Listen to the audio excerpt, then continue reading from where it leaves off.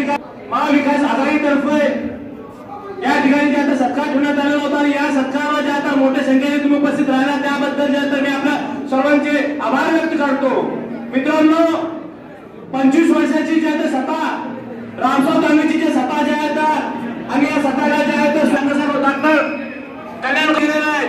आणि डॉक्टर साहेब, मी आपल्याला सांगू इच्छितो की रामसाहेब दानवे पाटील कशामुळे पडले तर कल्याण साहेब ते फक्त सेनाभरणावर आणि भाजपच्या 2-4 लोकांना भेटायचे आणि दुसऱ्या कोण आम जनतेची त्यांची नाळ तुटली होती म्हणून जे आता त्यांचा प्रभाव या ठिकाणी झालेला आहे। जनतेची नाही तुम्ही जनतेशी आणि कार्यकर्त्याशी तुम्ही तुमची नाळ जेणून ठेवा, कारण पुढे आपल्या जातात मार्ग जे आता सुखार होणार आहे।